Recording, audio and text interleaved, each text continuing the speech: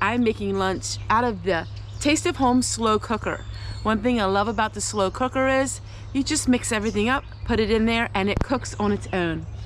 We're on page 164 for those of you who have the book. It is called Pizza in a Pot. I have made this many years ago on camera, but today we're going to make it because my family absolutely loves it. It is 1.5 pounds of ground beef sauteed with 1 green pepper and 1 onion, 1 can of tomato sauce, 1 jar of pizza sauce, 2 tablespoons of tomato paste, and 3 cups of spiral pasta that is cooked and drained, 2 packages of pepperonis, and 2 cups of mozzarella cheese. So I am substituting some things because this is what I have, and I do not have mozzarella cheese, but I do have cheddar cheese, and I'm going to be using that. Let's go in the kitchen and whip this up so I can get working. It's very early, it's 7 a.m. and I really want to get this work done before it's a lot hotter. So let's get making the lunch. Let's get out and get working because we need to get a shovel, some elbow grease, and we're going to be hauling out quite a bit of manure into my garden. All right, so back into the kitchen, and this is how we are going to assemble it. So the ground beef I cooked yesterday, so that's done. And then we are supposed to cook the noodles. So I have them on the stove. Once they're cooked, basically we're gonna layer it a little bit like lasagna. So let's go do that. Cook on low for 3 to 4 hours until heated through. So basically everything is cooked. We just have to heat it up. So let's go ahead and let's assemble everything. All right, we're going to first layer some noodles. And then some ground beef.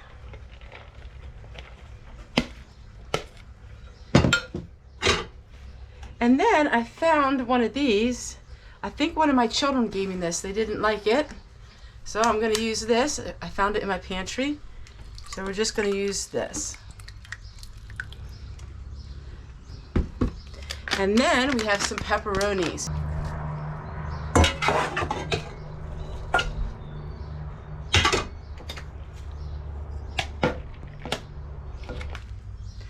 Now we're gonna put the lid on it.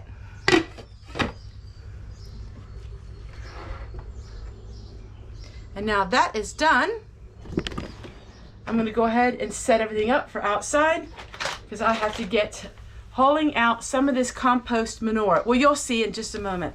I'm gonna clean up the kitchen, then I'll meet you outside. All right, so now we're outside and now we gotta get to work. So what happens is in the course of weeks and months, a lot of these shavings. So this is pine shavings. These are cardboard shavings. It is mud and dirt. This is compost. See how that turned into compost from the chickens? Well, after a while, it goes outside of the fence here. So what I'm doing is, I'm gonna go ahead and clean this all up. And then we are going to side dress the garden. So I'm not sure how much it's gonna give me, but it's a lot. So this basically is free compost. And look how nice this is.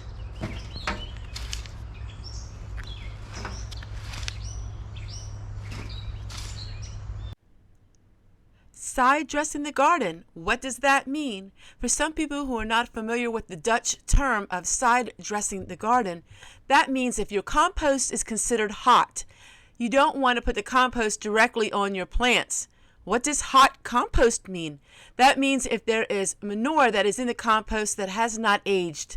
In other words, manure that's in the compost that has not aged is considered hot and it can burn your plants. So many times people will side dress it. In other words, they'll put it on the side of the plants that possibly could get burnt. Just another fun fact. Now, I don't know if you'll be able to tell on camera, but I did this whole area here of all of that compost. So off camera it really shows up nice. It gives nutrients to the soil, to the plants, plus it helps with weed control. All right, I'm gonna go ahead and we're gonna switch gears just a little bit. I'm going to start putting some of my dehydrated herbs that I air dried And then as soon as everything starts drying out, we had heavy rain yesterday, I'm gonna go ahead and harvest some calendula and some of my lavender.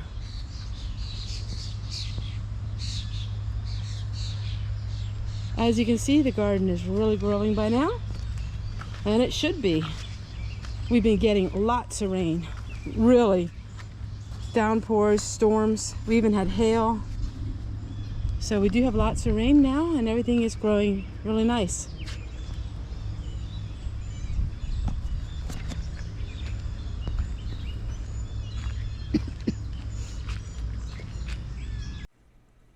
Because the garden is growing every single day, I want to give you an update look at the garden as of April the 2nd. So this is an updated part of the garden, and everything is just really growing. I am harvesting lots of vegetables. Right now I'm harvesting mainly cucumbers and tomatoes. But I wanted to show you what the garden looks like. I still have potatoes in the ground. They are still in bloom, so I'm not harvesting them. And I will have lots of beets, but lots and lots of tomatoes. And that is the update look of the garden.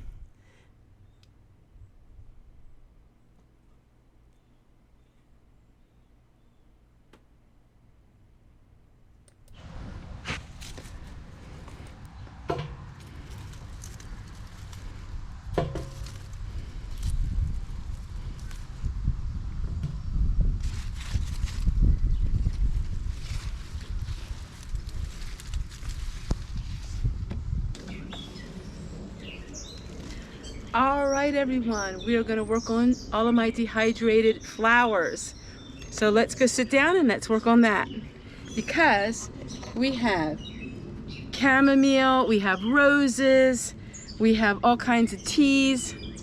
So I'm going to talk a little bit about that here in just a moment. All right, so now I'm going to take a minute and work on some of these herbs. Now I use these for lotions, I use them in my soaps, I use these for all kinds of things. So what I'm just doing here is I'm packing this really, really tight. I should have bigger ones for this, but we're going to use these because this is what I have. Try not to get the stems. I really don't need any stems. So this here is chamomile, and chamomile is a soothing tea. All right, so we have all of these finished. Now I did put a silica in each one, because that will take any moisture out in case there is a little bit in there. So I'm gonna go ahead and put this in my pantry, and then I cannot wait to share with you the food when we're done. I'll share that here at the end of this video, and I can't wait to see you guys again tomorrow. Bye, everybody. Oh, and check out my video where I'm talking about suburbia homesteading. That will be coming up this week, and I hope you enjoy that as well.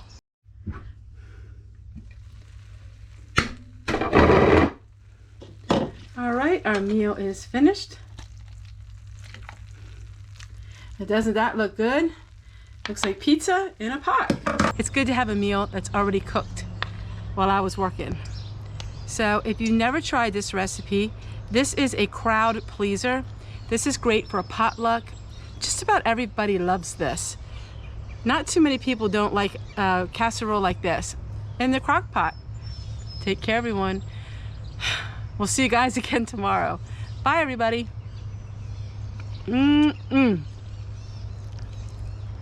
This is a family favorite. And remember, make a lot of it because you can freeze it.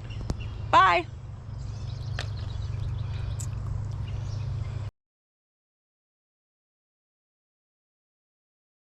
Everybody, I'm Homestead Tessie. Today I have a product review for all of you. And this is a countertop, and this is a oven. It is so many different functions in one. I'm going to show it to you. It is an air fryer. It is an oven. And it is a convection oven. So let me show you what it comes with. It comes with the wire rack like this.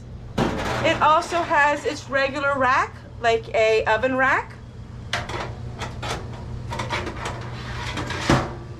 It also comes with this tool. This is to help get your oven rack out without burning your hands. Also comes with a cookie sheet. Today I'm going to be making some fries and chicken, and we are going to see how well it bakes. It also comes with these two. This is for if you want to have a whole chicken in this oven. So let me show you how it works. Let me get the food on the cookie sheet and then we'll see how it works. All right, we're gonna plug it in and we're gonna see how it works. All right, everything is a digital readout. So you have all of these different functions. This is the air fry, which is what we're going to set it at.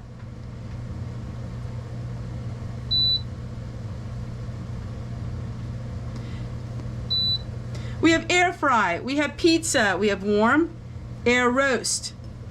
We have all of these different settings. So let's see what we got here. Air fry.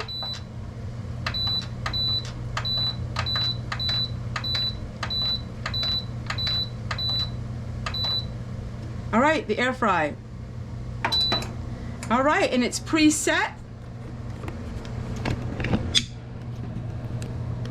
So I have it set to air fry and it is preset at 400 for 15 minutes. One thing about this is really nice is you can set it manually, but you do have many presetting modes with it. So I'm just going to keep it at its presetting. It also is a toaster. We have an air fryer, toaster, oven, just about everything all in one. It's very small, so it's very portable. It sits on the counter. We're going to go ahead and we are going to see how well it air fries. So as you can see, it has a light. I opened it up so it's blinking and it's not running. Now, since I closed the door, it's running again. So it will shut off. It goes on pause when you open the door and it starts right up when you close the door. All right, 15 minutes later, it shut itself off and everything is done to perfection. That's what it looks like. I absolutely love this unit. You can take this little piece out here and you can bring it out without burning your hands. And there you go, everyone. So this little unit will do everything from warming your food, air fry, pizza, bake, air roast, air broil, rotisserie, proofing. You can proof your bread dough, toast, cookies, and it dehydrates. Absolutely amazing. It is everything in one.